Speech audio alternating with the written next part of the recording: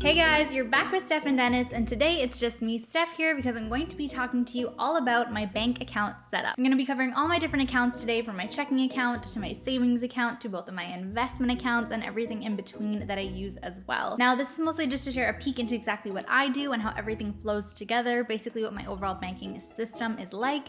It doesn't mean it's exactly what you need to do, but we do actually have a video we've done before that's all about every money account, not specifically the ones we use, but just from a high level. So make sure you check that one out after this too. We'll have it linked below. So if you're excited to see what I'm working with, then show us some love down below, hit that subscribe and like button for us, and let's jump into the video.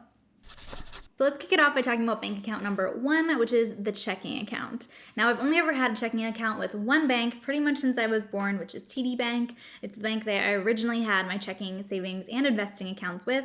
I've since moved my investing and savings account, which you'll hear about in just a second, but I do still have a checking account there. Now, I didn't have any problem with the checking account there until I graduated from university.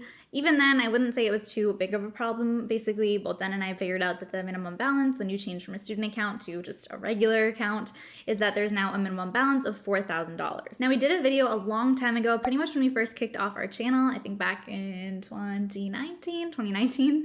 Maybe we'll link it up top for you to see. It is pretty old now, but it's where Dan went over how he switched pretty much for this reason from investing with big banks, specifically TD, into online banks instead, specifically for the checking account. Now, we're also doing an updated version of this video, talking a lot more in depth about it. That's coming up in a few weeks, so stay tuned for that one. For me, there wasn't really a problem with the $4,000 minimum balance because I had enough money in there to at least maintain that. But now, with me wanting to keep less money in my checking account, that doesn't do anything for me. So once in a while, I've dipped below, getting me that $4 charge if you do have less than 4,000 when your statement period ends, which is obviously not ideal. Even if it's only $4, it's not something I want to be paying when I don't have to. And so I am kind of thinking about maybe switching out of this checking account mostly for that reason. Like we've recommended on the channel before, I use my checking account mostly for a hub of money flow. So basically my income gets deposited in here. All of my automatic bill payments come out of this account. I have automatic pulls into both my high interest savings account and my investment, specifically Wealthsimple Invest account, sneak peek to what I'm going to talk about in a little bit, going out of this account as well. So I do need some funds in there, obviously, for things like rent and all those bill payments and the automatic transfers. But again, if I don't have to set a perfect specific amount of money in there, I'd rather not have a lot of money that isn't doing anything other than paying bills and paying myself. Okay, now on to savings accounts. If you've watched our videos before, then you'd know that we've talked about high interest savings accounts, and that's exactly where I keep both my emergency fund and other short-term saving. I've talked about this account a little bit recently in the How I Save $50,000 by age 25 video that we'll link up top for you if you haven't seen it yet. But I currently have about $30,000 in my high interest savings account. About half of that, so $15,000 or so, maybe a little less, would be what I would constitute as my emergency fund money, and then the other $15,000 or so would be what I'm saving up for a down payment in the near future for some real estate investing that Dan and I want to get into. So for me personally, I'm comfortable keeping all of that money together, even though it's for two different purposes in that one savings account, because I'm not planning on touching it, and if I do need the emergency fund portion, I'll know where to cut myself off. But also something to keep in mind is that there have been some conversations with Dan and I, and just myself thinking as well, on if it does make sense to keep that much liquid cash for that future real estate investment, as opposed to just taking that out and actually investing it in the meantime and then pulling it back out. For me right now, I'm still comfortable with just investing more than I'm saving and keeping at least some savings in that liquid cash for hopefully a very near future investment of itself that'll be pulled out towards and put into a different investment. But if that ever changes and I decide to invest that money in the market instead, you'll obviously be updated here on the channel. Also, like I mentioned for my checking account, I did want to talk a little bit about my savings account history too. So like I said before, I obviously had my savings account originally at TD Bank, at the big banks. Similar to, I think, a lot of people in childhood, you tend to have kind of all your accounts in that one institution. And for me, it definitely was hard to break away and actually have my savings account somewhere else. For me, I originally mostly thought that it would basically be a hassle to have my money at different banks, but especially with everything being accessible online, and I really choose to do everything online, it's no different opening up one banking app or two. So for me, especially when doing that research into the different high interest savings account rates, we recently did an updated video talking all about high interest savings accounts and how much more interest you can make from these high interest savings accounts compared to traditional savings accounts. So I'll make sure we link that one for you to check out also.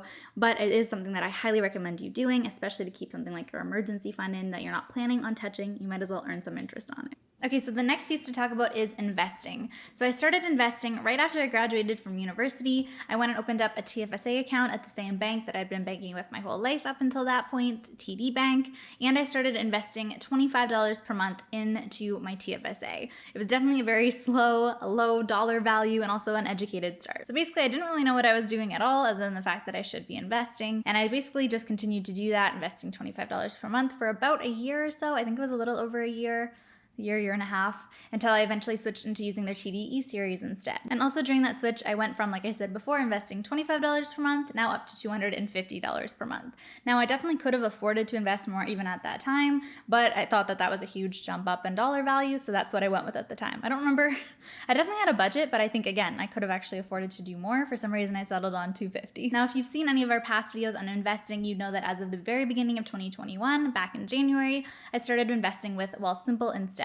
So there was a few different reasons, and I'll make sure we link a video too that actually goes over all of the reasons of why I was looking into investing with Wealthsimple and their platform review, different topics like that. But at a high level, I knew I wanted a lower fee option and a lower cost option. I also wanted to make sure that I could use an online robo-advisor for passive investment. That's something I was interested in doing.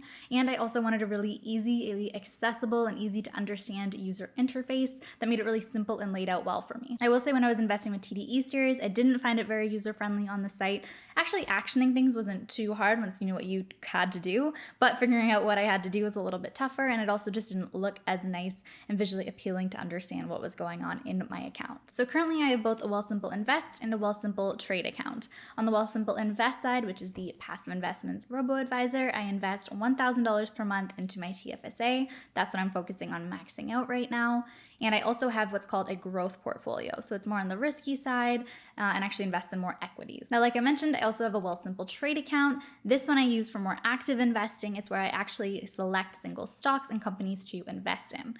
Overall, I definitely am more on the train that you should be focusing on passive long-term investing, and that's where the majority of my money goes, that $1,000 per month, but I do put $350 per month into this account as well. So that's it for my two investment platforms that I use and my one investment account at the moment, the TFSA. That's the account that I have for both platforms, and keep in mind that we'll always keep you updated on how I'm progressing, different investment accounts options as I finally max out my TFSA in the future. But for now, let's jump into the other different money accounts, money systems, and platforms that I use to supplement all these other accounts that I've gone over so far. It's done here, but last step, I wanted to cover all of the other money platforms and apps that I use as part of my overall money and personal finance system. So in tandem with my checking, saving, and investment accounts, you also all probably know that I use the Mint budgeting app on the monthly, on the weekly, on the daily, all the time to make sure I'm tracking how much I spend and if I'm actually on track with my different budgeting categories. It's pretty much the main place that I go as opposed to my actual bank account where my checking account is and credit card and all that. It's the best place for me to go where I can get all that information in one spot in real time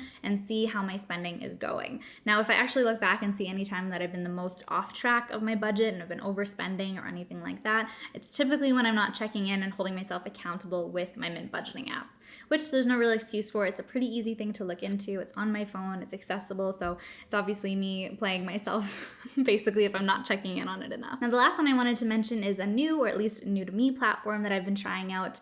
We also have a video coming up in a few weeks about credit cards and credit scores, where we'll go more in depth on this one, but it's called Borrowell.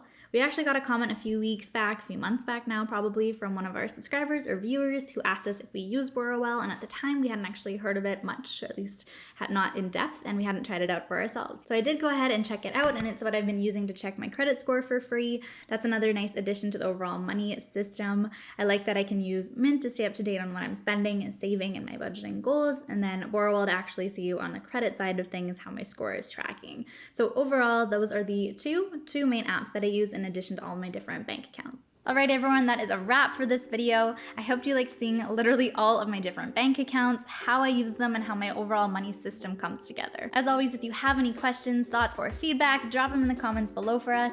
We'll also make sure that we have linked in the description box, as we always do, the different platforms that I use and that we recommend, so including EQ Bank, Wealthsimple Invest, and Wealthsimple Trade if you're interested in opening up any of those platforms as well. And a reminder, if you haven't seen some of our previous videos on money and on investing and everything else, make sure you check them out next door, and we'll be back soon with new videos to come.